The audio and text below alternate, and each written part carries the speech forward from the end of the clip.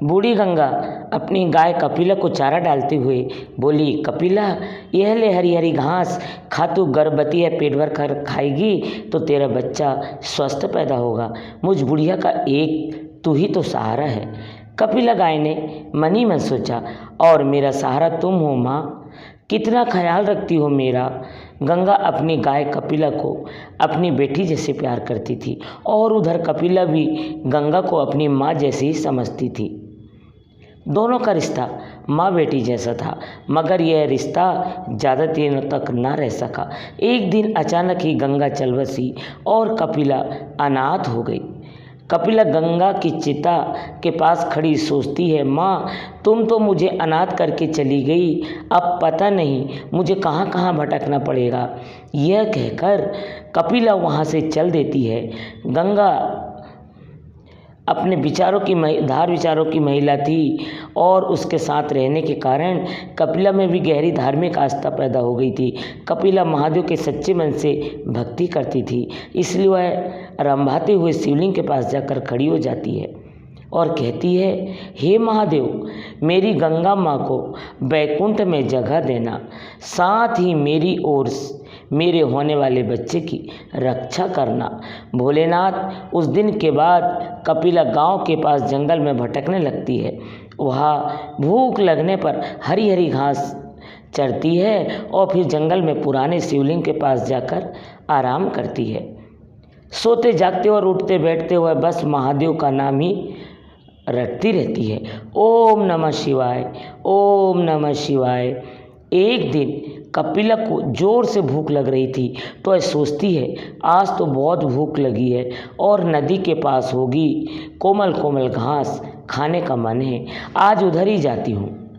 यह कहकर कपिला कोमल घास की चाह में नदी की तरफ चल पड़ती है। उसी समय रतिया नाम का कसाई जंगल में किसी जानवर का शिकार करने के लिए घूम रहा होता है। रतिया जब कपिला को देखता है तो उसके मन में लालच आ जाता है और वह खुद से कहता है, वाह जी वाह, यह गाय तो बड़ी ही हष्ट-पुष्ट है और गर्भवती भी लगती है, क्यों न इसे घर ले चलूं। जब तक दूध देगी इसका दूध पीऊँगा और जब दूध देना बंद कर देगी तो इसे काट दूंगा, किसी को पता भी नहीं चलने दूंगा।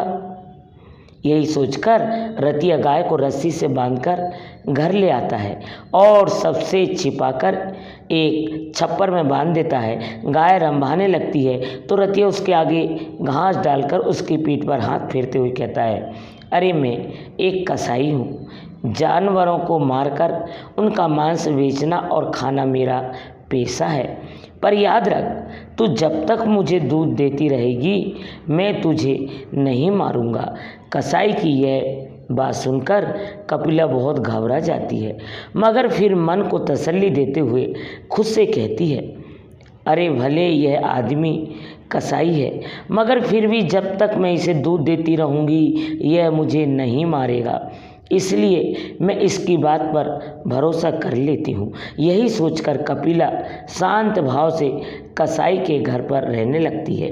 कसाई कपिला की खूब सेवा करता है, उसे पौष्टिक आहार देता है। इस कारण कुछ ही दिनों में कपिला की सेहत और भी अच्छी हो जाती है। यह देख कपिला खुश होती है और मन ही मन सोचती है, यह कसाई तो मेरा बहुत ख्याल रखता है। जब मेरा बच्चा जन्म लेगा और मेरे थन में दूध उतरेगा तब मैं इस कसाई को दोनों वक्त बाल्टी भर भर के दूध दूंगी। हाँ, मगर रतिया एक कसाई था और इसी कारण उसे हर जानवर में बस मांस ही दिखता था। वह अपने घर कोई जानवर पालता भी तो उसे काटने के लिए ही पालता था। एक दिन उसके पास मांस का एक बड़ा आर्डर आता है तो वह कपिला की ओर देखते हुए कहता है, क्यों ना इसको काट कर बेच दूं, और किसे पता चलेगा कि मांस गाय का है या जंगली भैंस का। यही सोचकर कसाई कपिला को काटने के लिए तैयार हो जाता है और कपिला थर थर काँपते हुए महादेव को याद करती है और कहती है, हे महादेव, मैंने तेरी मन से भक्ति की है, मेरी भक्ति की लाज रखो। भगवान और इस कसाई से मेरी ओर से गर्भ में पल रहे मेरे बच्चे की रक्षा करो। कपिला का यह कहते ही शिवलिंग से एक नाग निकलता है और कसाई के घर प्रकट हो उसे डस लेता है। हाय हाय, नाग ने डस लिया मुझे। गाय को काटने की बात सोचकर बहुत बड़ा पाप किया मैंने। भगवान ने मुझे मेरे उसी पाप की सज़ा दी है। हाय रे। यह कहते हुए कसाई वहीं मर जाता है और महादेव के चमत्कार से कपिला कसाई के कैद से आज़ाद होकर जंगल की ओर चली जाती है और कहती है, हे महादेव, तूने मेरे और मेरे बच्चे के प्राण बचाकर हम पर बहुत बड़ा उपकार किया है।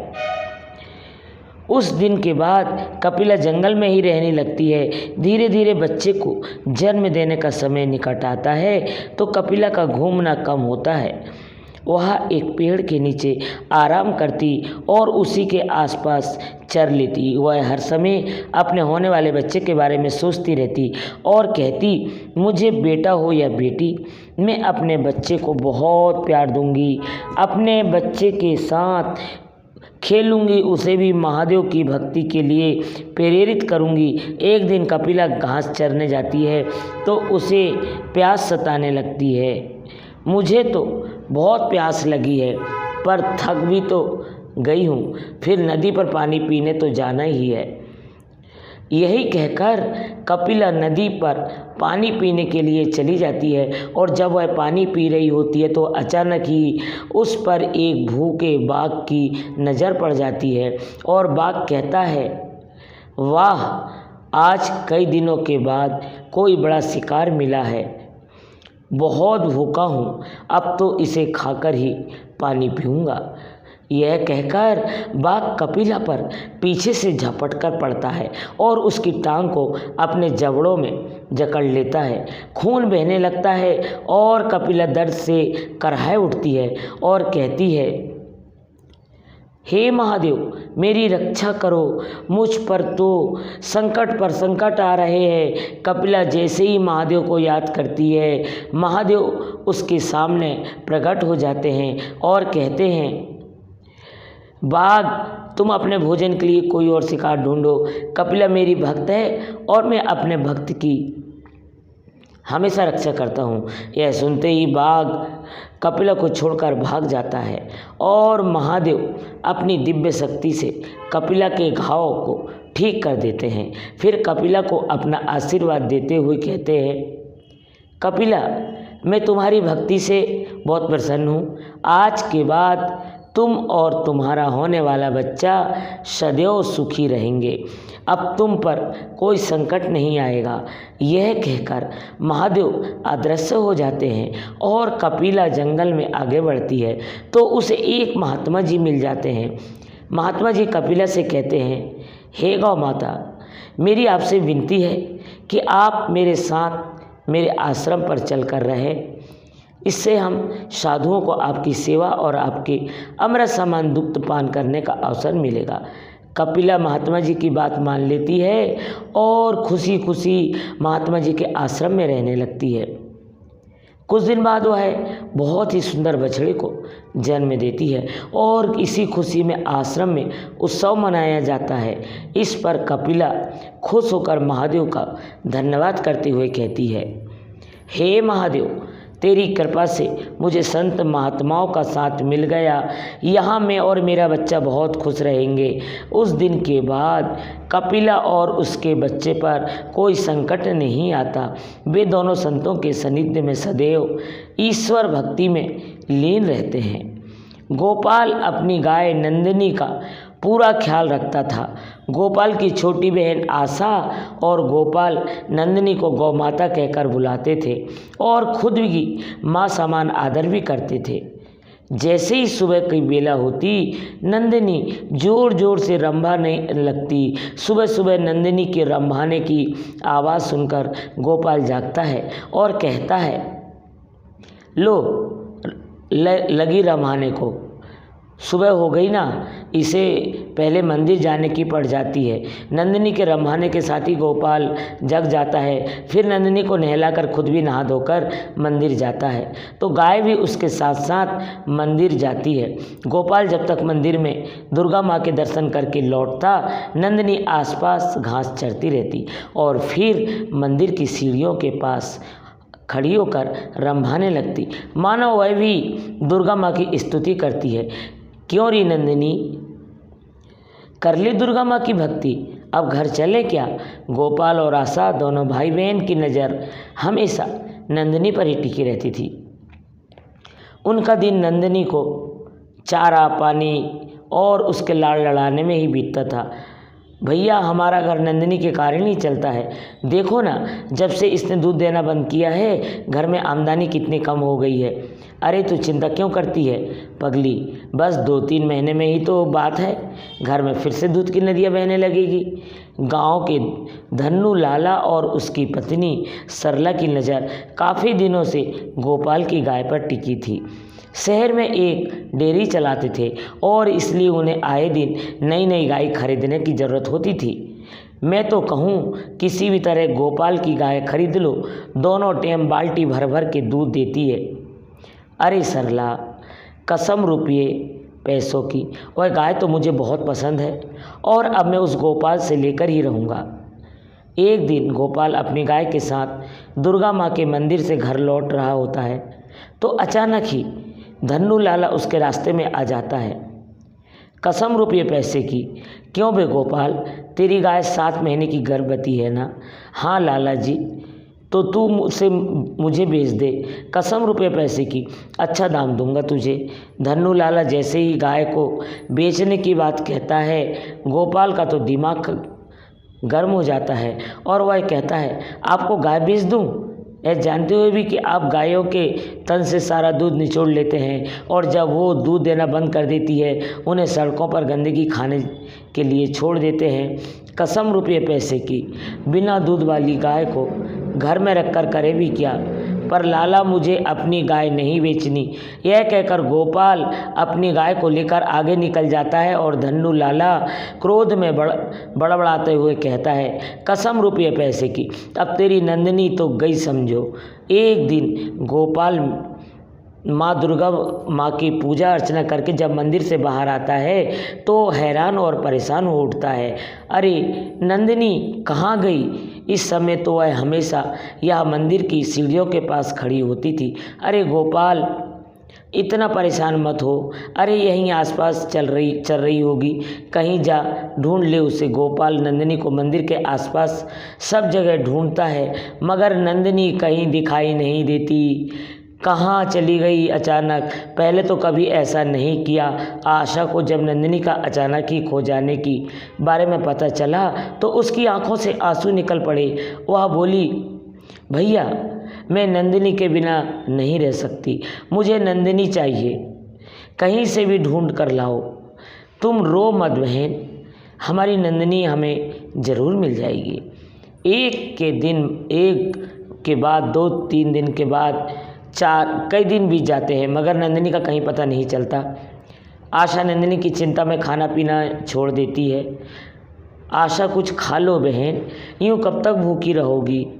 मैं क्या करूं भैया, मुझे भूख ही नहीं लगती, हर समय नंदिनी की याद आती रहती है, उसे तो मैं भी नहीं भूल पाता। कहाँ और कैसे हाल में होगी हमारी नंदिनी। एक दिन गोपाल नंदिनी को ढूंढने जाता है, तो धन्नू लाला उस पर हंसने लगता है और कहता है, कसम रुपये पैसे की गोपाल, बेटा सुना है कि तेरी नंदिनी घर से भाग गई है। नंदिनी के बारे में ऐसा मत बोलो लाला, मैंने उसे अपनी माँ का दर्जा दिया है। माँ का दर्जा? पर उसने तो तुझे बेटे का दर्जा नहीं दिया ना। अगर देती तो क्या ऐसी भागती भला। नंदिनी घर से क्या गई, घर का सोना ही हो गया। आशा का हाल बेहाल हुआ जा रहा था और गोपाल का मन भी नंदिनी के बिना हमेशा उदास रहता था। अब बेटा गोपाल ऐसा परेशान होने से क्या हासिल होगा? अगर नंदिनी कहीं भी नहीं मिल रही है तो पुलिस थाने में रिपोर्ट लिखा दे, हो सकता है पुलिस उसे ढूंढ दे। अब तो बस माँ दुर्गा का ही भरोसा है। पुजारी चाचा, पुलिस गाय ढूंढे न ढूंढे पर दुर्गा माँ उसे अवश्य ढूंढ लाएगी। अगर तुझे दुर्गा मैया पर इतना ही विश्वास है बेटा, तो देखना माँ तेरे भरोसा कभी टूटने नहीं देगी। यही सोचकर गोपाल हाथ जोड़कर माँ दुर्गा से प्रार्थना करता है।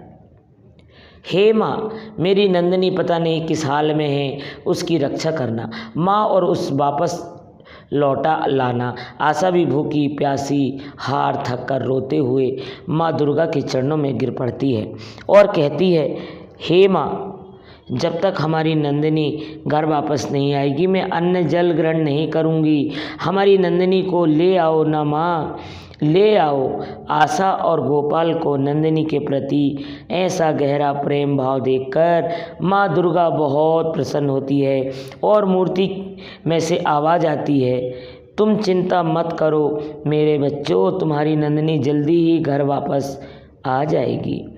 उस समय नंदिनी धनु लाला की गौशाला में कैद थी और निर्दयी ने उसे लोहे की जंजीरों से जकड़ रखा था। सरला बोली, अब हमें इसे तुरंत अपने डेरे पर भेज देना चाहिए। गोपाल को इसके हमारे यहाँ रखना पता चल गया तो हवालात की हवा खानी पड़ सकती है। कसम रुपयों पैसे की, तुम बिल्कुल चिंता मत करो, मेरे आदमी आज ही इसे शहर पहुँचा देंगे। धन्नू लाला और उसकी पत्नी जैसे ही यह कहकर गौशाले से बाहर जाते हैं, माँ दुर्गा अचानक से नंदिनी के सामने प्रकट होती है और उसे अपनी दिव्य शक्ति देती है। माँ से शक्ति मिलते ही नंदिनी लोहे की जंजीरों को जोड़ खुद को आज़ाद कर लेती है। सरला हैरानी से चिल्लाती